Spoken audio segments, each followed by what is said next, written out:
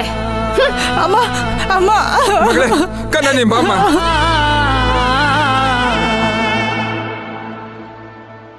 ಬಾ ಕೂತ್ಕೋ.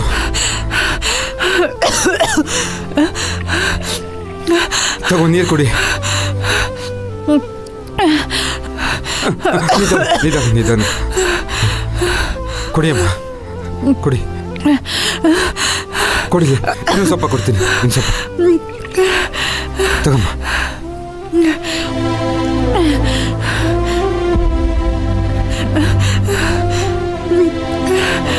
ತಗಮ್ಮ.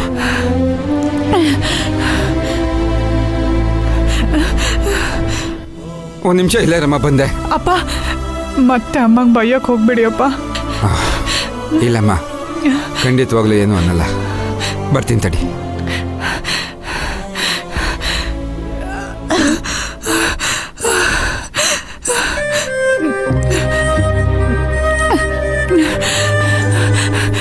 ಮಗಳೇ ತಗೊಮ್ಮ, ಸಕ್ಕರೆ ತಿನ್ನು, ಕಮ್ಮಿ ಆಗುತ್ತೆ.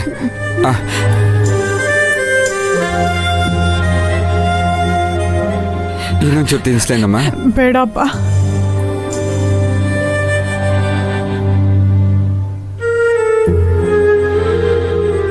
ಅಲ್ಲಮ್ಮ, ಅವಳೇನೋ ರಾಕ್ಷಸಿ. ಮೆಣಸಿನ್ಕಾಯಿ ತಿನ್ನು ಅಂದರೆ ನೀನು ತಿನ್ನು ಬಿಡೋದ? ಅಮ್ಮ ನನಗೆ ಬೈತಾರೆ ಹೊಡಿತಾರೆ ಅಂತ ನನಗೆ ಸಹಾಯ ಮಾಡದೆ ಇರೋಕ್ಕಾಗಲ್ಲ ಅಪ್ಪ. ನಾನು ಸಹಾಯ ಮಾಡೋ ವಿಷಯ ಗೊತ್ತಾಗಿ ಅಮ್ಮಂಗೂ ನನಗೆ ಬೈದೆ ಹೊಡಿದೆ ಇರೋಕ್ಕಾಗಲ್ಲ ಅಪ್ಪ.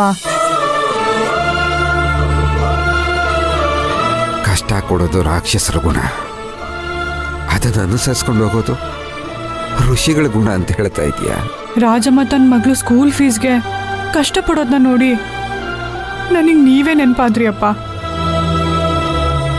ಆ ಉಂಗ್ರ ನನ್ನ ಕೈಲಿರೋದಕ್ಕಿಂತ ರಾಜಮ್ಮನ ಮಗಳು ಸ್ಕೂಲ್ ಫೀಸ್ ಕಟ್ಟೋದಕ್ಕೆ ಹೆಲ್ಪ್ ಆದರೆ ಅದ್ರ ತೂಕ ಜಾಸ್ತಿ ಅನ್ನಿಸ್ತು.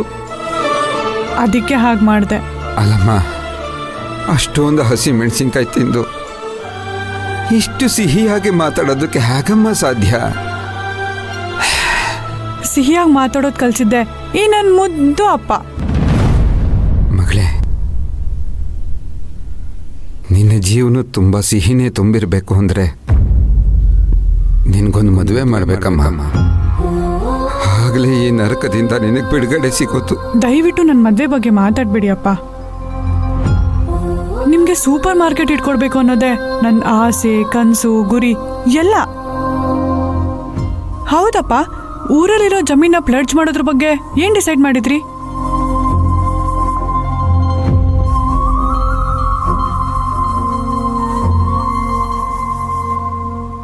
ಹಾಗೆ ಮಾಡೋಣಮ್ಮ. ಆದರೆ ನಿಮ್ಮ ಅಮ್ಮಂಗೆ ಗೊತ್ತಾದರೆ ಅವಳು ಖಂಡಿತ ಒಪ್ಕೊಳ್ಳೋದಿಲ್ಲ. ಅದಕ್ಕೆ ನಾನೊಂದು ಕೆಲಸ ಮಾಡ್ತೀನಿ. ಆ ಪತ್ರನೆಲ್ಲ ನಿನ್ನ ಕೈಗೆ ತಂದ್ಕೊಡ್ತೀನಿ. ಅದನ್ನು ಅಡ ಇಟ್ಟು ಮುಂದಿನ ಕೆಲಸಗಳನ್ನ ಮಾಡು. ತಪ್ಪಪ್ಪ, ಅಮ್ಮನಿಗೆ ಗೊತ್ತಿಲ್ಲದೆ ನಾವೇನು ಕೆಲಸ ಮಾಡೋದು ಬೇಡ ಅಪ್ಪ. ಈಗ ನಾವು ಮಾಡಬೇಕಾಗಿರೋದಿಷ್ಟೇ, ಅವ್ರ ಹತ್ರ ಮಾತಾಡಿ ಅವ್ರಿಗೆ ಅರ್ಥ ಮಾಡಿಸ್ಬೇಕು. ಸರಿ ಅಮ್ಮ, ಈಗ ನೀನು ಹೋಗಿ ಅವಳ ಹತ್ರ ಏನೂ ಮಾತಾಡಬೇಡ. ಟೈಮ್ ನೋಡಿ ನಾನೇ ಮಾತಾಡಿ ಅವಳನ್ನು ಒಪ್ಪಿಸ್ತೀನಿ. ಸರಿ ಅಪ್ಪ.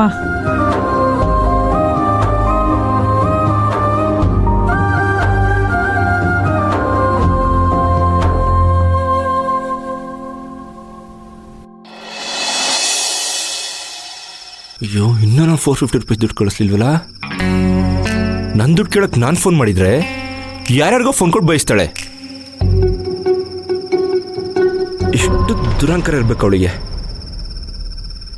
ಈಗ ನಾನು ಫೋನ್ ಮಾಡಿ ಬೈಯೋ ರೇಂಜಿಗೆ ಇಡೀ ಫ್ಯಾಮಿಲಿನೇ ಗಡಗಡ ಅಂತ ನಡಗಿ ನಾನು ದುಡ್ಡು ಕಳಿಸ್ಬಿಡ್ಬೇಕು. ಮಾಡ್ತೀನಿ. ಛೇ, ಈಗಲೂ ಸರ್ವರ್ ಡೌನ್ ಅಂತಾನೆ ಬರ್ತಿದೆ.